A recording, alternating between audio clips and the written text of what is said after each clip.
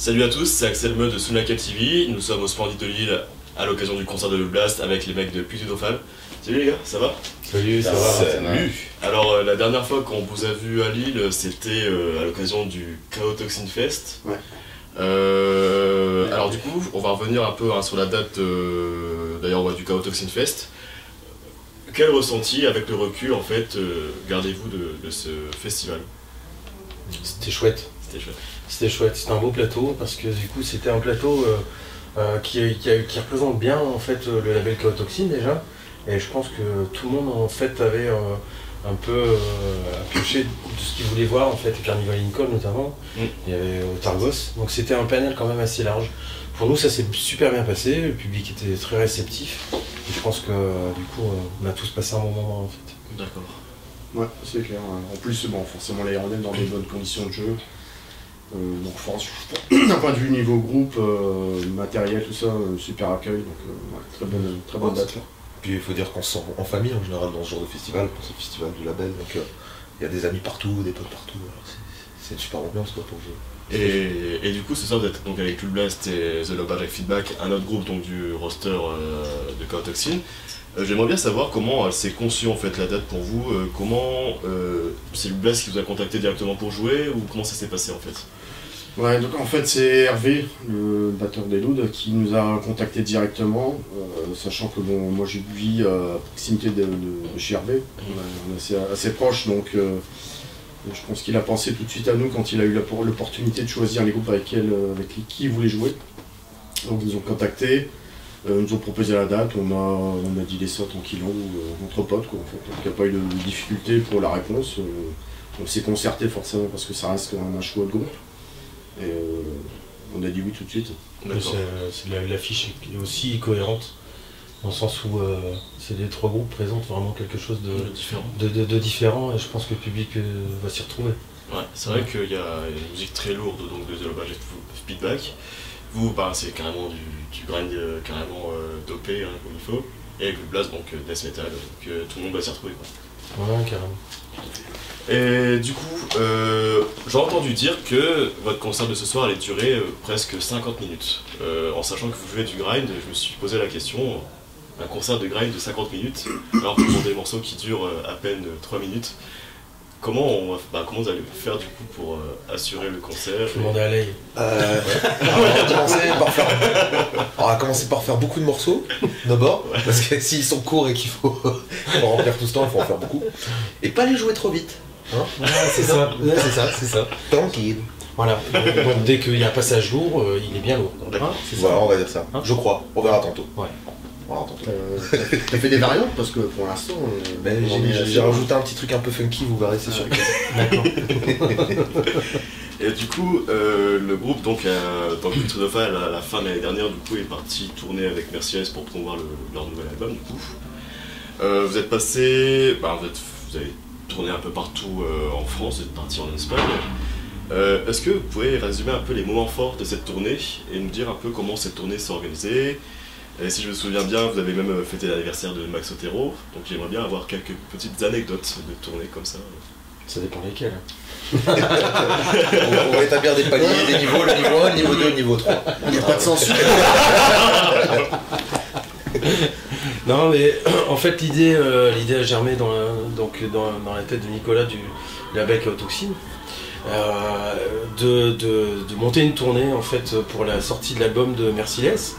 Et du coup, voilà, on a joué en fait du coup notre réseau, les deux groupes, pour pouvoir monter cette tournée. Et du coup, nous on avait déjà l'opportunité d'aller jouer en fait au Brut Almeria, donc c'est Almeria dans le sud de l'Espagne. Et en fait, on a greffé des dates, voilà, au fur et à mesure qu'on proposait du coup le plateau Merciless Putride. Et puis voilà, du coup, on a créé de notre propre main. Donc c'est cette tournée. Donc voilà, du coup, c'était chouette parce que du coup, Merciless ont sorti également donc leur album chez Chaotoxin. Et donc du coup, c'est forcément une histoire de famille. Puis on les connaît depuis très longtemps. Donc voilà, c'était un chouette plateau, il y a eu beaucoup de souvenirs, pas tout raconter ici, mais voilà, c'était chouette. Design Ouais. Des anecdotes, oui, on en a quelques-unes. Après, c'est vrai que on a eu 2 dates autour de l'anniversaire de Max, où, sur notamment la date en Espagne. La dernière date en Espagne avant le retour en France, on a sur le dernier morceau amené un gâteau d'anniversaire. Max était vraiment pas du tout au courant, donc Du coup, grosse surprise sur Avec le scène. gâteau qu'on a caché toute la journée. Quand même. On est passé dans un supermarché, on l'a caché dans un van de tournée. Hein. Ouais, il est resté assez frais d'ailleurs. Et puis derrière, on a quand on a joué notamment le lendemain, hein, où c'était la date, pareil, on a fait à peu près le même jeu. Bon là, s'y attend un peu plus. Quoi. Ouais. Oui, la date précédente, donc le jour d'anniversaire de Max, on a joué en fait, on a traversé l'Espagne. On a eu un hôtel, un super chouette hôtel, et on a dormi à peine 4 heures dedans, parce que du coup il fallait retraverser l'Espagne pour aller jouer dans le nord. Et là, du coup on arrive sur place, et rideau de fer. En fait, le programmateur avait un gros problème avec la salle. Du coup, ils ont trouvé un palliatif pour jouer donc, dans une sorte de squat, mais on a passé un moment fantastique. C'était génial. Ah ouais, moi j'ai des gros trous noirs, personnellement. C'était génial. Moi j'étais content. Ouais, carrément. Et du coup, comment les Espagnols vous ont-ils reçus? Est-ce qu'ils connaissaient déjà le groupe ou... Il y a des gens qui connaissaient. Ouais, Il y a des dates, mais notamment au Bout Almeria, où on était terrain conquis entre guillemets, parce qu'il y avait quand même des gens qui on était à l'affiche depuis un moment, donc forcément les gens connaissaient le groupe. Plus l'organisateur connaissait, était un fan de Putrid depuis le départ, donc je pense qu'il y avait un peu son réseau. Ouais. Après, bon, il y a forcément des gens qui nous ont découvert au travers des dates, et on n'a jamais eu de mauvais retour en fait. On a jamais carrément. eu de bonne réception. C'était la date où on a fait là, donc là c'était à Bilbao. On sort de scène et il y a un mec qui vient me voir et me fait brutal. Il a passé un chouette moment apparemment. Il vivait encore, d'ailleurs. Il vivait encore, ouais, Il fallait pas en dire plus. Hein. Mais voilà, c'était comment tu veux, de toute façon on savait pas dire. Donc voilà, c'était voilà. Du coup il y avait synthétisé la soirée, c'était chouette. Et cool. Du coup pour l'organisation de la tournée, vous avez quand même connu quelques difficultés. Il y a des lieux qui n'ont pas pu vous recevoir. Vous avez dû contacter d'autres personnes pour qu'ils puissent vous faire jouer, étant donné que c'était sur la route. Alors du coup, comment ça s'est passé pour vous parce qu'il y avait des dates qui ont dû être annulées au dernier moment. Et il me semble que vous avez dû en fait chercher d'autres lieux de concert qui étaient à proximité. J'ai plus les lieux en fait, on devait jouer, on devait finir la tournée en fait à Douai. Donc dans le nord, voilà, donc Spitasso, et ils ont eu en fait un gros souci donc de lieu, donc ils étaient à fond pour nous recevoir, et puis malheureusement ça n'a pas pu se faire, donc du coup on a trouvé un palliatif, c'était du coup on avait joué au club en février à Paris, donc Jessica Ornest qui nous a accueillis en février, donc elle nous a refait jouer là, et puis du coup on a refait la même jour, on a fait les sold out, donc c'était cool, hein, c'était chouette. Hein. Donc voilà, du coup, on a eu des points de chute comme ça, et puis il y a d'autres dates qui sont un peu moins bien articulées, en fait, à Toulouse notamment. Du coup, voilà, il y a aussi notre réseau du coup en Espagne qui nous ont aidés à trouver des dates pour pallier à ça. Donc on a joué à 2 endroits quasiment à 90 km l'un de l'autre, mais qui n'avaient rien à voir, qui drainaient pas du tout le même public. Donc du coup, voilà, ça a fait... on a réussi à faire des dates et puis voilà, c'était essentiel. On a joué tous les soirs, c'était cool. Et du coup, si je ne m'abuse, c'était la première partie de la tournée. Est-ce que c'est envisageable que vous passiez du coup faire une deuxième partie de tournée ici à Lille ou je sais pas moi, dans les mois à venir? Il y a Fred qui à un moment qui parlait aussi avec de Max justement de faire quelques dates encore, de rallonger cette tournée entre guillemets, puisque ce sont quand même des dates qui seront éloignées par rapport à la fin de l'année dernière, mais normalement il y avait des dates en prévision avec Max pour terminer cette tournée, mais pour l'instant on n'a pas trop de... oui, ce qu'il y a c'est que du coup on a une activité quand même assez chargée pour le groupe, parce que du coup on est en train aussi de travailler sur le prochain album. Donc voilà, du coup, à un moment donné, on peut faire des choix. Il y a des choix à faire, et puis pourquoi pas. D'accord. C'est une possibilité. C'est une possibilité éventuelle. Mais il n'y a rien de... Il n'y a rien de... Il y a d'autres choses à faire pour l'instant. Ouais, carrément. Et du coup, Mature Necropsy est sorti donc, en février 2015, donc ça va faire 2 ans, là, ça fait 2 ans. D'ailleurs, ouais, vous travaillez sur un nouvel album. Quand est-ce qu'il pourrait sortir? Quand est-ce qu'il pourrait sortir? Alors, on s'était dit qu'on se verrait quand on travaillait.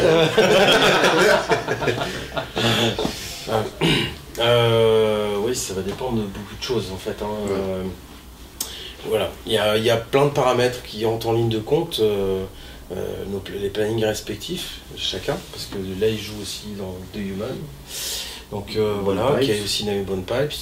Voilà. Et du coup, voilà, il y a pas mal de choses. Moi j'ai en fait l'activité du studio également. Voilà, donc du coup, il y a tout ça qui rentre en ligne de compte, et puis aussi en fait le label. Quand le label sera en fait du coup voilà, disposé du coup à pouvoir sortir l'album, ben voilà. D'ailleurs, c'est justement on allait en venir, hein, le label donc Toxine connaît quelques problèmes, notamment avec les soucis de Nico. Je me demandais en fait tout simplement, en fait lui il a dû mettre le label un peu en suspens pour pouvoir aller de l'avant, hein, tout simplement. Est-ce que le prochain album, vous envisagez donc qu'il sorte toujours chez Toxine? Est-ce qu'il y a d'autres labels qui vous ont contacté qui étaient intéressés par l'idée de vous signer ou pas? Là, pour l'instant, nous, on est dans l'attente du coup de ce qui se passe pour Nico, parce que voilà, c'est avant tout une histoire humaine, et du coup, on s'inscrit là-dedans. Donc pour l'instant, voilà, nous, on est dans l'attente. D'accord. Voilà. Et dans l'idée, c'est de travailler, et puis quand on aura un produit fini, on verra. On verra à ce moment-là. Voilà.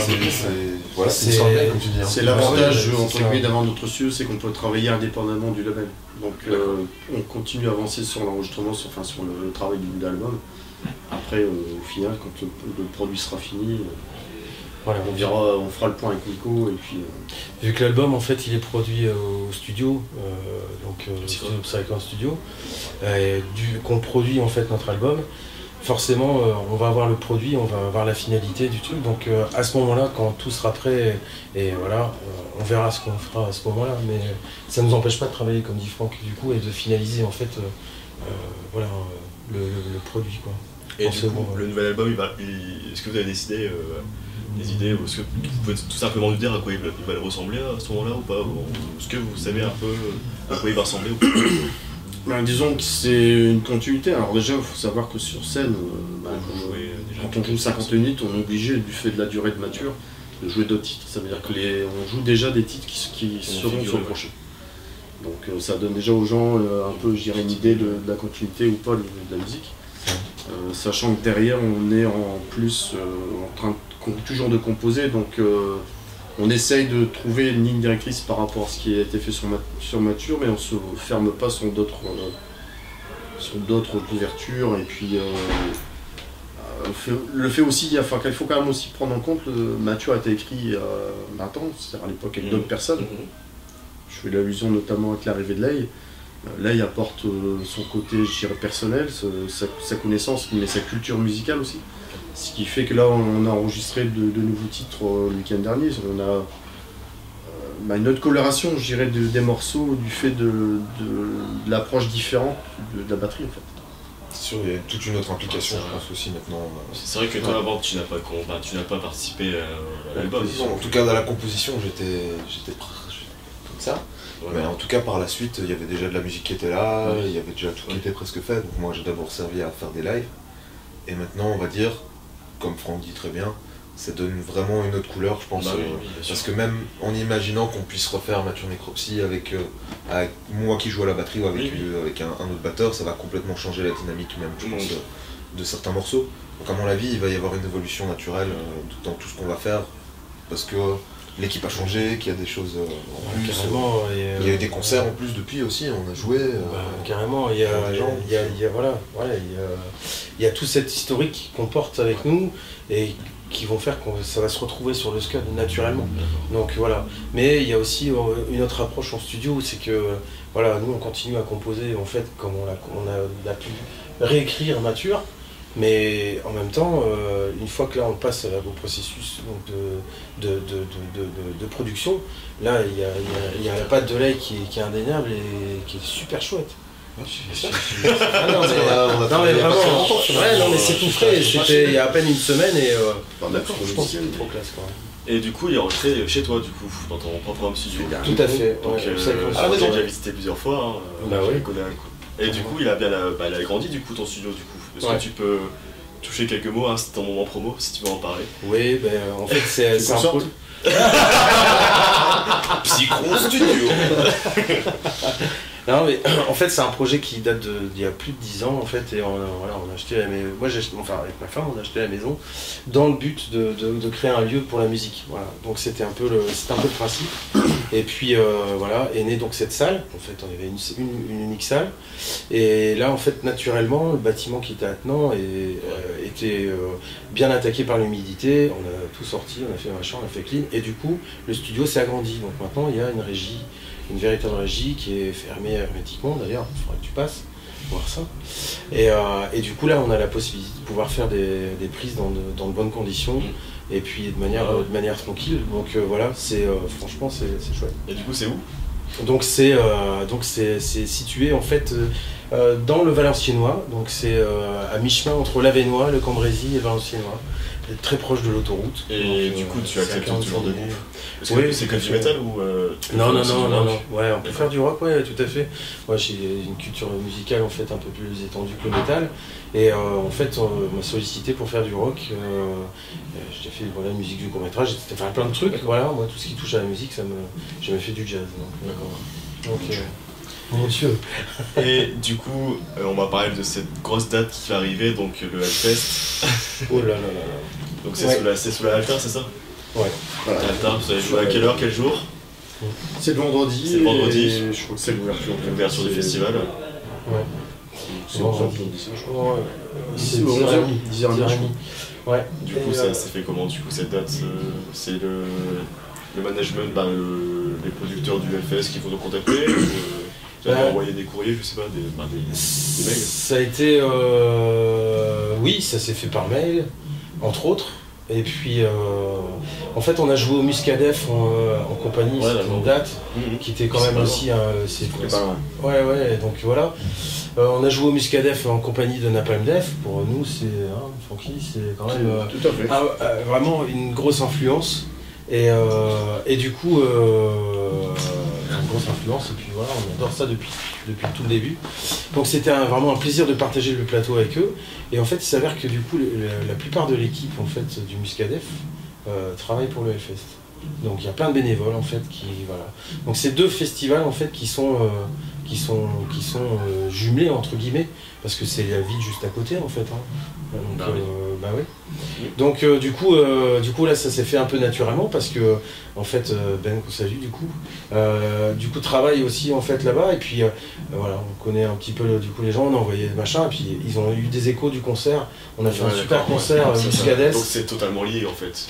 C'est totalement lié dans le sens où en fait on a joué devant le public de Napalm Death parce que les gens venaient quand même pour Napalm Death, il faut pas se cacher mais il y avait 500 personnes qui levaient les bras en fait sur Putrid. Du coup c'est autre chose, c'est qu'on a vraiment foutu le feu et les gens étaient avec nous pour foutre le feu. Donc du coup forcément il y a eu des échos en fait à la programmation et voilà ça s'est fait un peu comme ça et comme l'Altar évolue beaucoup. C'était une scène extrême qui en fait qui s'élargit au fil du temps parce qu'il y a de plus en plus de demandes et de la programmation de plus en plus serrée et là du coup ils doivent faire un choix pour le Altar. C'est le vendredi c'est extrême, le samedi c'est un peu plus trash et vif il me semble. Ouais, c'est possible. Et puis voilà ça évolue un peu comme ça et du coup c'est pour ça qu'on joue le vendredi parce que c'est voilà pour pour le petit déjeuner quoi. On sera là de toute façon donc Pour chauffer pour le brutal pour le petit déjeuner. Et du coup, on va passer à la fin de l'interview. Le média Souls Like Elle, fanzine, donc du coup promeut les groupes du Nord-Pas-de-Calais. J'aimerais bien savoir si vous avez des groupes du coin en fait, des groupes encore, j'ai envie de dire amateurs. Bon, le mot amateur c'est un gros mot, mais qui commencent, qui débutent, qui jouent dans encore les bars concerts, que vous aimez bien vous en tant que fan. Il y a pas si longtemps que ça, il y a des potes qui ont sorti en fait un EP, il me semble, c'est Death Control. Death Contra lui. Ouais, c'est un EP qui sont sortis, c'était chouette. Ouais, mais on a beaucoup de groupes de qualité, de toute façon, les groupes qui démarrent, ils sont quand même, il y a pas mal de chouettes groupes. Ouais, il y a Colossus, il y a pas mal de formations, on peut pas tous les citer, mais voilà, moi c'est ce qui me vient en tête. Laï. Moi je sais pas trop honnêtement, En tant que je traîne pas dans le coin très souvent en tant que bruxellois. Voilà, Dis-nous en tant que bruxellois ce qui se passe à Bruxelles. Ce qui se passe à Bruxelles, malheureusement pour l'instant il se passe pas grand chose. C'est un peu triste d'ailleurs, il n'y a plus beaucoup de concerts, la scène est un petit peu en déclin.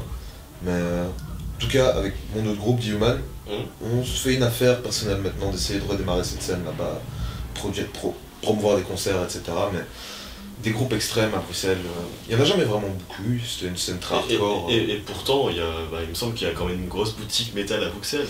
Bah oui, bizarrement. Ah oui, je sais pas si... Bizarrement, je vois bien, il y a le Hard Rock Market, il y avait un super disquaire qui a fermé il n'y a pas très longtemps, en plein centre de Bruxelles. Le DNA qui était un endroit incontournable pour les groupes de tournée qui a fermé. Donc pour l'instant, des groupes extrêmes ou de death, il n'y en a jamais vraiment beaucoup, de toute façon, dans ce coin-là.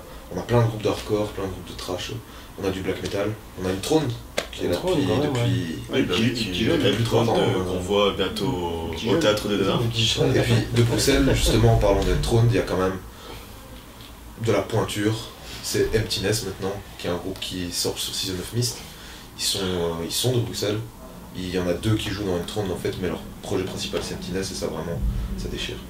C'est entre de la musique extrême, de la new wave, c'est indescriptible, mais c'est incroyable. Il faudra vraiment jeter l'oreille là-dessus. Et ça a été produit par le Blackout Studio, où je travaille voilà, et il y a de temps en temps. Et qui est-ce qui a mis la main dessus, du coup? Ah donc oui, donc cet album a été produit par Sean Bevan, qui produit Nine Inch Nails et tout ça, et qui a été produit aussi pour la production artistique par Twiggy Ramirez de Marilyn Manson en fait. Donc ils ont mis les mains là-dedans, donc c'est vraiment, je conseille beaucoup de gens d'aller écouter le prochain album de Emptiness. Très bien, le dernier mot il est à vous, donc pour saluer vos fans, c'est là. Brutal.